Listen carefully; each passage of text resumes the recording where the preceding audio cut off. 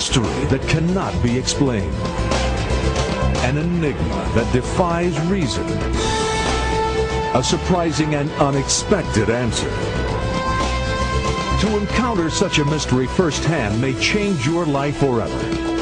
Face to face with the greatest riddles of the ages, the world's most profound mysteries reach out and touch your life in ways you never imagined possible.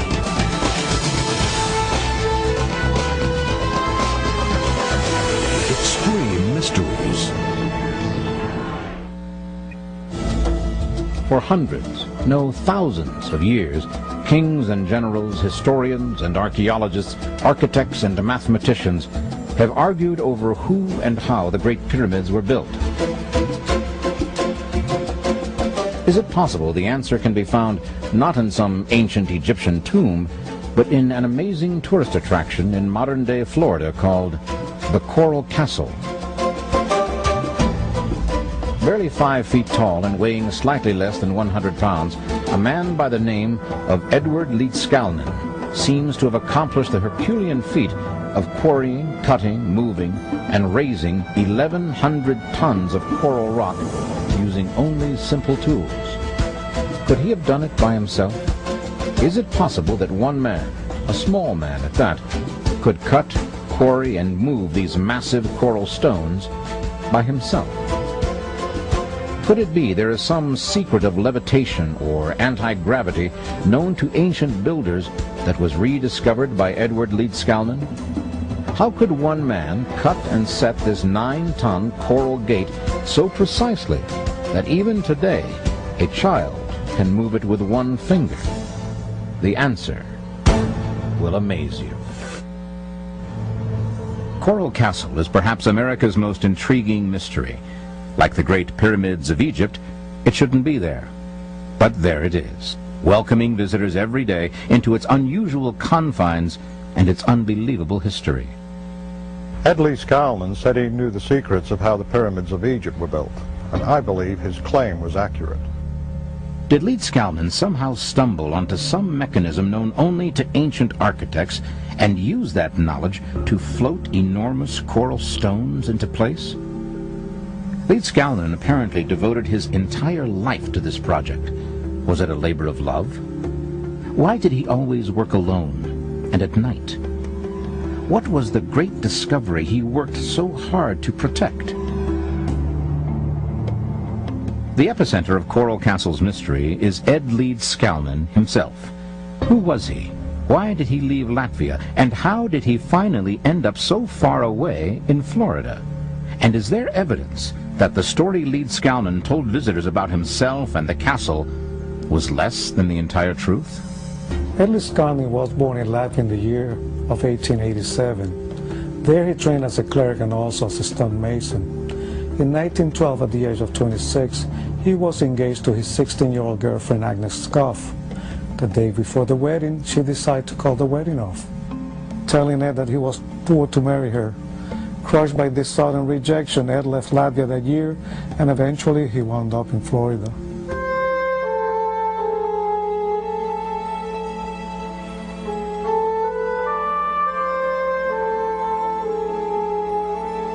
He constructed the Coral Castle as a future home for him, Agnes, and their children.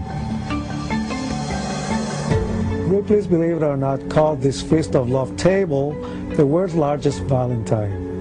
Ed called this the Grotto of the Three Bears, where the children would play, and he created this repentance corner where their naughty children could be punished. There's a letter from Andrei Stavro, who investigated Ed's life in Latvia. He tells a different story.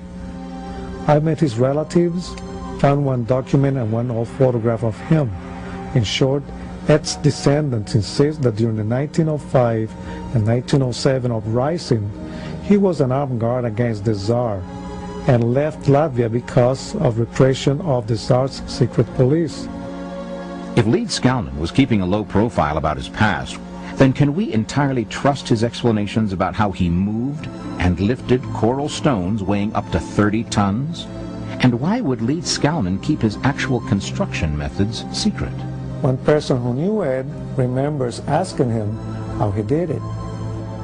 Ed always seemed a little vague on just how he attacked the task of moving the huge tonnage of rock, but he told me he understood all the laws of weights and levers.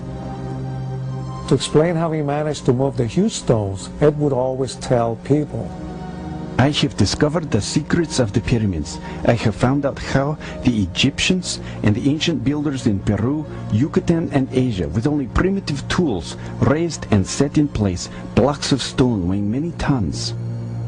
If we assume that Ed Lee Skalnin and the pyramid builders were using the same tools and methods, then based on Ed's abilities, it would have only taken approximately 4,700 workers to build the Great Pyramid, instead of the 20,000 to 100,000 that is estimated.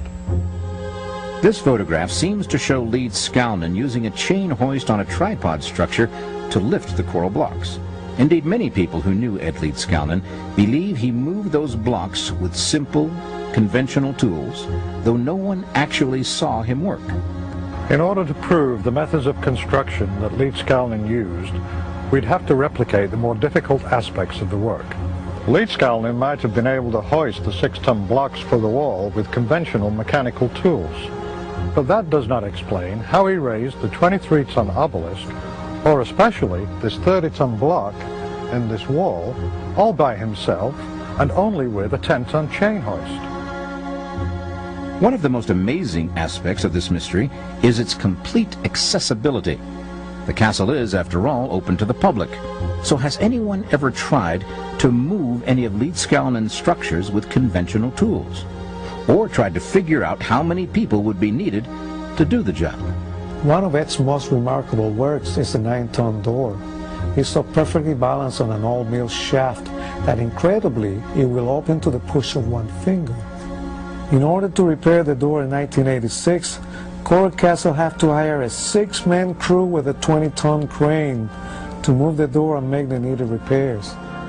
And after the repair, the door was no longer as perfectly balanced and positioned as when Leeds Skalnin constructed and placed it by himself. So how did Leeds Skalnin do it? And just how much did Leeds Skalnin want the world to know? Can we discover any clues to his secret building methods in the papers and booklets he wrote? In his booklet on magnetic current, Leeds Skalnin said that all matter consisted of individual magnets. He believed that magnets from the middle of the Earth attracting objects containing both North and South Pole magnets cause gravity. Is it possible that Leeds Skalnin somehow figured out how to turn off gravity using his unconventional ideas about the nature of all matter? But isn't a world without the law of gravity really an impossibility? I was baffled about the nature of anti-gravity until a colleague asked me to describe it. I said that it was a means by which objects could be lifted, and then I realized that we were already applying anti-gravitational techniques in our everyday life.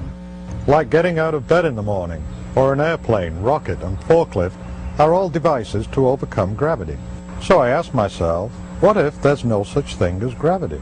If, as Leeds Skalnin claimed, all things, all matter consists of individual magnets, could the known properties of magnetism explain gravity?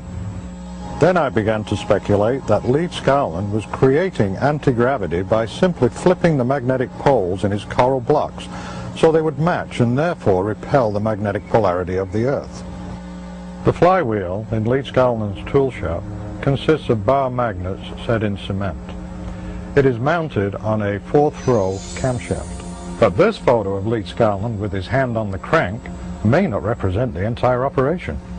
It is possible that there was a reciprocating engine attached to the crankshaft so that Ed could walk away and leave the flywheel running. I believe also that it became part of a radio transmitter. This photo of Ed Leeds Skalnin working shows him lifting a coral stone with his chain hoist on a wooden tripod. The tripod was made of old telephone poles with a small wooden box on top. Leading out of the box was a wire cable that goes down towards the ground. What was in the box is of course a mystery, but I speculate that it contained radio tuners such as those found in his tool shed. In this other photo, Ed is standing on the crossbars of the tripod. We can see that steps go up one of the poles to the small box. So it seems Leeds Skalnin needed access to the box while he was working, perhaps to adjust the tuners. I believe Leith Skalnin lifted a coral stone with the chain hoist, just enough to get the wire cable, coming from the small box on the tripod, wrapped around the stone center. Then he went back to the tool shed and he cranked the flywheel and kept it turning with the reciprocating engine. The flywheel transmitted a frequency to the small box on the tripod. The tuners in the box converted the frequency into an electromagnetic field around the coral block, thus flipping the magnetic pole in the coral and neutralizing its weight. As yet, there is no working model based on my theory on how Leith Skalnin easily moved his stones, but the day when that can be demonstrated is close.